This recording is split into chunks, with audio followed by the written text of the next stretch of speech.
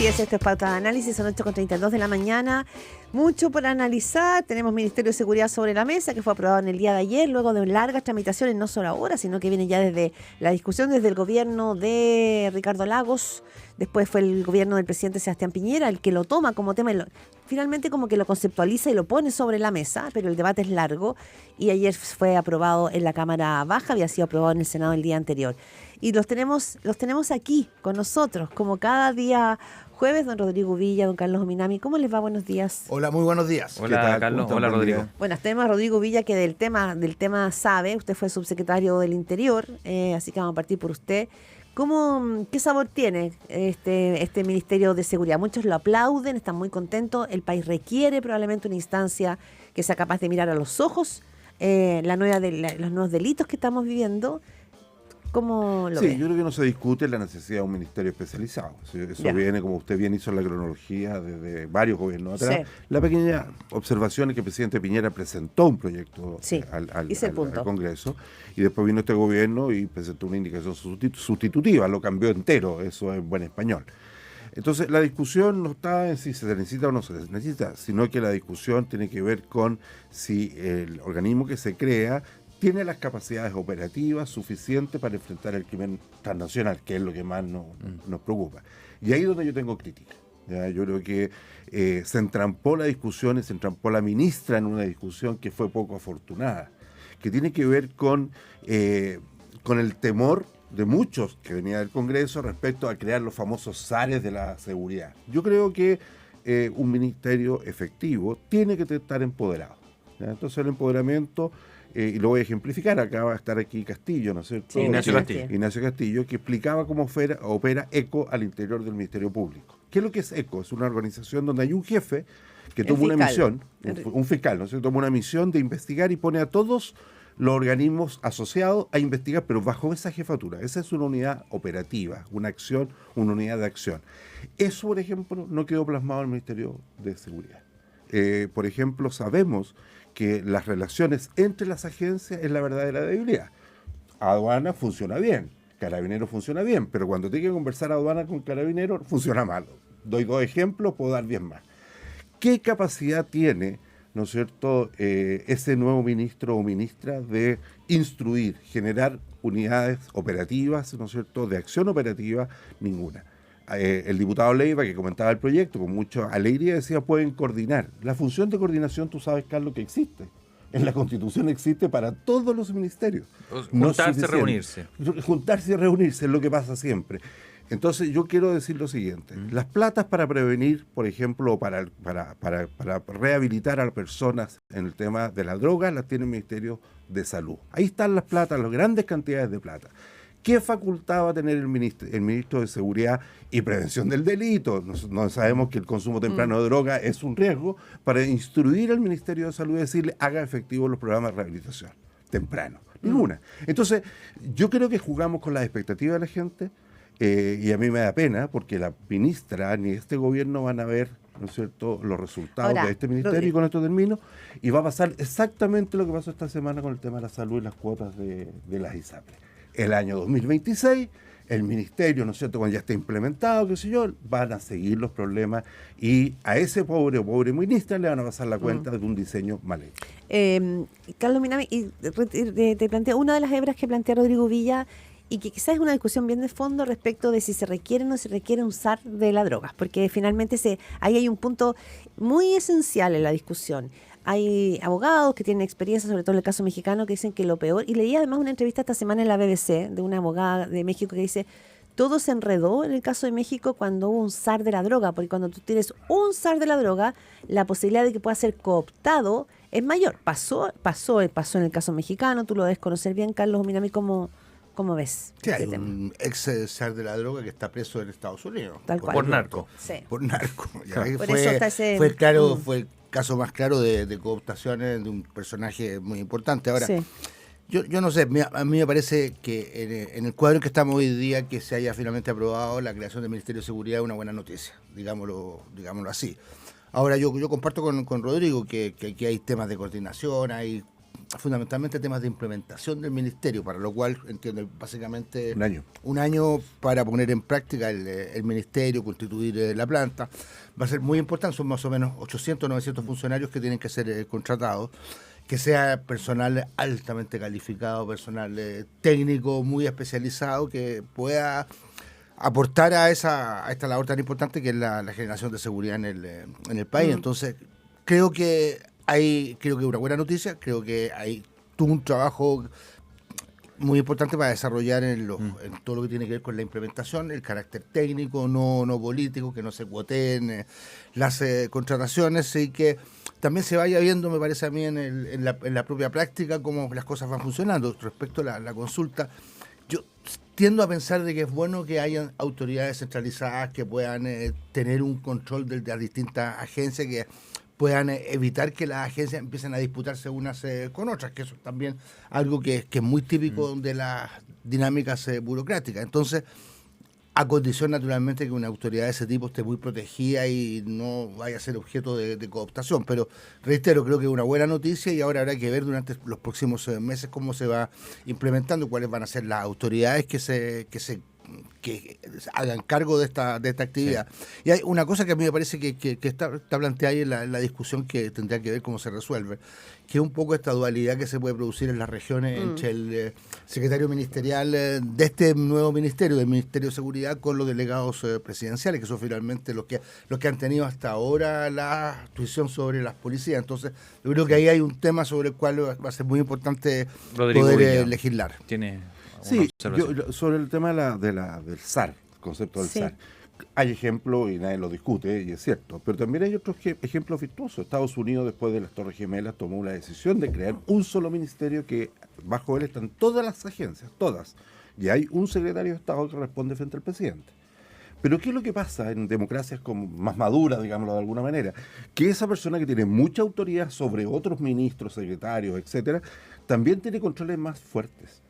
¿Ya? Y no actúa autónomamente. Hay un presidente que es finalmente el responsable político de la seguridad, y segundo, hay un Congreso que ejerce controles efectivos, y hay fiscales que están mirando también el funcionamiento del comportamiento de esa persona empoderada para combatir el delito. Entonces, si uno entra a Estados Unidos, se va a dar cuenta que hay muchas policías en un aeropuerto, ¿no es cierto? Está la policía del SAC, el equivalente nuestro al SAC, la aduana, el federal, etcétera. Todos dependen del mismo lugar, de un solo ministro de Seguridad. No están compitiendo entre sí. Entonces, ahí las coordinan. Mire, el caso de esta semana, el escándalo de esta semana, que es la droga encontrada en las seremías de salud, la droga incautada. Que están sobre las mesas y no se ha eliminado. Esa discusión la tuve yo el año 2011 como subsecretario del Interior. Compramos hornos móviles para efecto que se destruya. Se los pasamos dentro del plan de Chile, no sé cómo se llama, Plan Fronteras Seguras, se las pasamos a los servicios de salud, y después de 10 años quedó en nada. Ya, pero lo que te quiero decir es, con ese ejemplo, es que está lleno de espacios, ¿no es cierto?, entre instituciones. ¿Ya? El ministro de Salud del momento decía, pero ¿qué tenemos que ver nosotros con destruir la droga? Bueno, pero ¿quién la destruye efectivamente? Sí, pero se lo planteo cuando hablamos que es importante el tema del SAR de la droga, porque, bueno, por dos razones. Primero, también tenemos una situación compleja con la policía. Para mí el dato que pasó de largo fue ahora a fines de noviembre en San Felipe, en que hay prisión para 4 de 6 carabineros del OS7 en San Felipe acusados de tráfico de drogas. Y si uno probablemente se sienta durante el año, se sientan con todos los diarios y con una tijerita, uno podría empezar a recortar que esto está empezando a suceder en muchos lugares de Santiago. 1 o 2 policías, ¿no es cierto?, que pueden ser carabineros, PDI, que empezamos a encontrar que están de alguna manera o cercanos con el tema droga, o que pueden ser cooptados, o que han sido cooptados. Entonces, creo que ahí también hay un botón que no sé si lo estamos mirando y que tiene que ver con que, más allá de un SAR, más allá de un ministerio, ¿cuáles van a ser los controles de las policías, que son los que están más en relación con el narco, en las calles, en los territorios? Yo tengo una mala noticia. Sí. La va a encontrar no solo en el Carabinero, en la PDI, lo va a encontrar en la aduana, lo va a encontrar en todas las agencias del Estado. porque hay mucho dinero. Ese es el tema. Y ese es el punto. Entonces, si no hay una persona que esté arriba observando y viendo y tomando las medidas, ¿cómo se resuelve el tema Carabineros? ¿Cómo lo ves tú, Carlos, desde el punto de vista de la organización? Yo venía también escuchando ahí la entrevista anterior y efectivamente lo de la ruta del dinero, seguir bien consistentemente la ruta del dinero es fundamental, porque finalmente cuando hay una tal cantidad de plata que está dando vuelta, esa cantidad de plata efectivamente permite corromper a muchos funcionarios. Esa es la verdad de la Ignacio Castillo resaltaba así que nos faltaba algo ahí. Dijo, nosotros no teníamos una ley rico, como le preguntaba sobre lo que pasa en Estados Unidos. Que permite una cosa claro, más, dijo más, que perseguir la ruta del dinero, que en ese punto dijo que faltaba algo de legislación. Yo no sé cómo lo ves tú, Carlos, que yo no soy experiencia en el Parlamento tienes no soy experto en el tema, pero me parece a mí que hay que dotar al país de todos los instrumentos legales, técnicos que permitan enfrentar flagelos tan importantes. Hoy día ya comienza a hablarse de que se han encontrado muestras de fentanilo sólido, que es una droga. Lo decía Ignacio Solo, dice un solo caso en noviembre.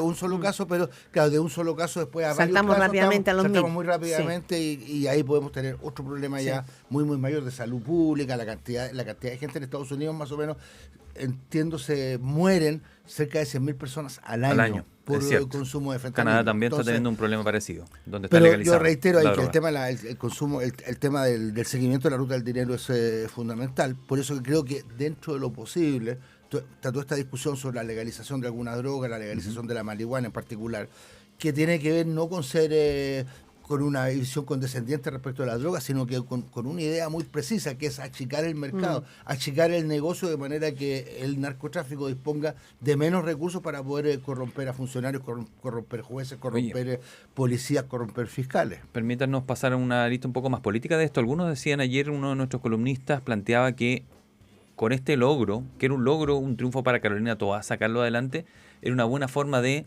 salir del gobierno, salir ganando, por así decirlo, para la etapa que se viene. Ella está como una posible presidenciable y ya se empieza a leer en esos códigos. Esta semana hemos hablado ya que se viene el comando de Evelyn Matei, que en el gobierno empezaron a pegarle ya directamente a Evelyn Matei porque ya la vieron como a quién darle ahí, debido a que ya no va a ser alcaldesa a partir de mañana. ¿Cuál es su interpretación del escenario político presidencial, Rodrigo Villa? Bueno, lo dijimos en este programa hace tiempo atrás, que después de las elecciones municipales se abre una nueva etapa. Nosotros cuando hablábamos hace 2 meses atrás dijimos, ¿para qué mezclar, ¿no es cierto?, el proceso de elección local con la nacional? Y se abre porque termina la gestión de los alcaldes, ya el gobierno, ¿no es cierto?, que tiene hoy día un problema objetivo, a diferencia de la oposición, que no tiene candidatos claros, ¿no es cierto?, identificables. Hay varias alternativas, una mejor posicionada. Una de esas, y empiezo para contestar su pregunta con la ministra Toá. Sí, ella está tratando de jugar, me imagino, sus mejores cartas. Esta puede ser una. Yo no sé si la creación de burocracia va a ser un elemento que la vaya a gatillar en las encuestas. Tengo mis dudas. Creo que hay otras cosas que la gente valora y parece que así se demuestra en la aprobación o los apoyos mayores que tiene Bodanovich u otros actores dentro del oficialismo. Yo creo que ahí hay una dificultad para efectos prácticos del actual oficialismo. No tienen un candidato o candidata clara, hay muchos que están compitiendo y van a tener que resolverlo por lo pronto. Carlos Ominami. Mire, yo creo que la oposición tiene razón. Bueno, ellos están concentrados, tienen en principio una candidata que aparece como la mejor valorada por los ciudadanos. Ahora, yo he venido insistiendo durante la última semana que la elección presidencial está abierta, que un año en estos periodos es un tiempo enorme, pueden pasar muchísimas cosas. Y yo creo que del lado de la centroizquierda hay una cantidad de personas que podrían perfectamente protagonizar una gran primarias al mes de mayo, el mes de junio. Yo diría perfectamente a Carolina Toá, eventualmente también Claudio Rego, otros liderazgos que pudieran animar una primaria frente a la cual yo creo que Evelyn Matei puede tener dificultades para mantener la proyección que tiene hoy día. Entonces, yo francamente no me preocuparía tanto porque siento que la oposición tiene capacidad para generar un liderazgo a través de un mecanismo que sea como una primaria que permita mucho debate y que permita la legitimización de nuevos, quizás actualmente también de nuevos liderazgos, ¿por qué no? Rodrigo Villa, Carlos Minami, bueno, vamos a estar siguiendo la... Déjame 30 segundos. Sí, por supuesto, obvio. Yo creo que es cierto lo que dice Carlos en cuanto a que la oportunidad que le queda al oficialismo es la primaria. Lógico, si cuando tienes candidatos de 3-4%, tienes que llevarlo al 15, al 18 para que sea competitivo. Por lo cual su decisión va a estar llevada a ese momento, abril-mayo. En cambio, en la oposición hay a lo menos 2 candidatos claramente identificados, una por sobre otro. Evelyn Matei, depende de la encuesta, marca 25-29, Kass marca 11-15. Entonces el proceso es distinto. Y en el caso de las señales que ha dado Evelyn Matei me parecen interesantes. Ella deja mañana la municipalidad. Ella dice que va a empezar un proceso, ¿no es cierto?, el día lunes de preparación. Ya tiene comando, todo. Y con esto termino. Pero lo que sí destaca es que la fase que viene por delante, que es anticipada a al oficialismo, tiene que ver con la decisión de los partidos de Chile Vamos. Ahí yo veo que hay una confusión relevante. Que exista una primaria, ¿no es cierto?, que es lo que ha dicho Evelyn Matei, que le interesa una primaria, ¿no es cierto? Esa primaria puede ser con gente que sea externa a Chile Vamos, independiente, que es lo que ha dicho la Jimena Osandón, la diputada Osandón, dice, podría estar Carter, es cierto, podría estar Jimena Rincón si fuera una primaria mucho más amplia. Ahora, el desafío de Chile Vamos es si Evelyn Matei es la candidata de la UDI en la primaria o es la candidata de Chile Vamos en la primaria. Entonces son 2 cosas distintas. Carlos Larraín decía ayer que le parecía el colmo que Renovación Nacional pensara no tener candidato. Pero Carlos Larraín ya no presenta Renovación Nacional, digamos. En ese punto, Rodrigo, Carlos Larraín tiene toda la razón cuando se dice nosotros somos el principal partido y no simplemente renuncian a tener candidato presidencial. Pero fíjate que yo veo que aquí la decisión es colectiva, es un consejo. Oye, entonces yo lo que quiero decir es el proceso. A diferencia, el proceso del oficialismo es en abril. Sí. El de Chile Vamos es ahora. El tema presidencial es muy interesante, pero yo necesito moverlo un poquito porque quiero hablar del tema Andrés Chadwick y el tema de Felipe Ward, que me parece que también es importante. Y vamos a seguir hablando. Como la alcaldesa Matei se va a ir mañana, tengo una petición como vecino de Providencia. ¿Pero justo ahora que se va? Que se va, yo digo, que vea... Que me arregle la esquina. Que la calle Carlos Antunes. ¿Quiere que le cambie el nombre? No. Hay un proyecto de ciclovía que nadie entiende mucho en qué consiste. Y ahí está. Y que es bien importante, yo le diría a la alcaldesa que antes Pero se de está irse... yendo, como no hace la que mañana. Antes de irse, instruya bien a Belolio para ver cómo termina ese proyecto. ¿Pero por qué lo va a instruir si Belolio es una persona adulta? Abandonado. Yo paso harto por Carlos Antunes. Yo conozco el proyecto, bien entretenido. Anda a la municipalidad y ahí lo están... Rodrigo Villa, Carlos Minami, independientemente de la ciclovía. Súper interesante la ciclovía, pero me parece que es más interesante la declaración que supimos ayer, como también de relevancia, ante la Fiscalía, filtración nuevamente de Felipe Ward, exministro de Vivienda del presidente Sebastián Piñera, en que plantea y vuelve la arista sobre Parque Capital, y él dice que el planteamiento original de apoyar las gestiones para este parque que se está investigando, y que es complejo el caso, vino directamente de Andrés Chadwick y Luis Hermosilla. No teníamos probablemente una filtración que apuntara directamente a una figura tan central y nuclear como Andrés Chadwick. Tú, Rodrigo, lo sabes bien, una figura muy importante en la derecha y en el piñerismo también, junto a una filtración que también hizo CIPER, pero en este caso de la declaración de Andrés Chadwick, que también en el fondo quita la pelota y dice, yo sí me junté con Felipe Ward, pero después saludamos a Luis Hermosilla y ellos siguieron conversando y no sé. Entonces aquí la maraña es compleja. ¿Cómo la ves tú, Rodrigo Uvilla? Porque son filtraciones, pero por otra parte empieza a deshojarse una situación compleja aquí para funcionarios del gobierno de Sebastián Piñera. Qué bueno, Claudia, que lo ponen en el contexto verdadero. Filtraciones. ¿Ya? Ese es un tema que yo lo he dicho aquí en forma reiterada.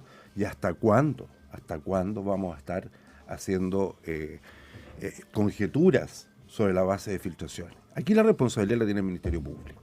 Y no solo en este caso, sino que también lo tenemos en todos los otros casos que hemos escuchado, las filtraciones respecto al presidente y su curso. Es decir, aquí es una vergüenza.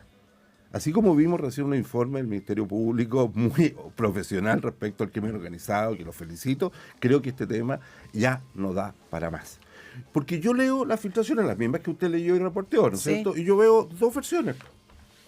Es que son 2 versiones encontradas. Entonces eso es a lo que el ciudadano no debe estar sometido. porque es el fiscal el responsable de analizar esos contenidos. Lo único que yo puedo decir que en el momento que se produce esa reunión, el exministro Chadwick no era ministro, era un ciudadano más. ¿Ya? Entonces, ahí, ¿qué delitos, supuestamente si hubiera un delito, qué delito sería ese? Tráfico de influencia, entiendo que se estaba configurando según decían los fiscales. Si no es funcionario público. Bueno, pero la fiscalía determinará. No, pero por eso te digo, entonces el punto es una vergüenza. Yo lo digo con que estemos hablando de permanentes filtraciones. No, que el Ministerio Público esté tratando de investigar a través de filtraciones en los medios de comunicación. Carlos Ominami, ¿qué te parece el caso? No, a mí me parece que es una gota más dentro de un océano de filtraciones. ¿Tampoco te han gustado las filtraciones? Lo hemos venido planteando desde hace mucho tiempo. Los fiscales, o algunos fiscales por lo menos, tratan de hacer justicia por los medios. ¿No? Hay por lo demás, es una tecnología que viene de Italia. El juez Moro en Brasil también la utilizó, que consiste en decir, mire, calentemos el ambiente y generemos condiciones en la opinión pública para que esas condiciones, para que la opinión pública en el fondo pueda influir en el desarrollo de los procesos, lo que me parece a mí terriblemente complicado e injusto, porque si se busca hacer justicia por la prensa, los acusados quedan totalmente imposibilitados. ¿Eso es lo de que le está defenderse. pasando a Manuel Monsalve? No sé, no creo, no sé, me parece que no es exactamente el caso, pero igual hemos visto que han habido declaraciones que se Claro, la declaración del presidente de la República. Ahí Manuel Monsalve tuvo una audiencia de formalización y formalmente el Ministerio Público tuvo un relato de los hechos que él había investigado. Eso es lo que procede. Lo que hizo Armendáriz ese día. Claro, eso es lo que procede institucionalmente. Investiga reservadamente, no sabíamos nada, y llega, se sienta con el juez adelante, con el imputado, con los abogados, y dice, y tuvo 2 días hablando. Y ahí está la clave. Ahí está. Y el juez soberanamente dice, sí, prisión preventiva. Bien. Bueno, es un temazo que seguramente, así como el tema presidencial va a seguir, así como el tema de la seguridad va a seguir, este tema de las filtraciones y de los casos que vienen y todo lo que significó el caso Audio y Luis Hermosilla, seguramente también va a seguir. Son 8:53, agradecidos de tenerlos aquí, Rodrigo Villa y Carlos Ominami. Muchas gracias. Chao, chao.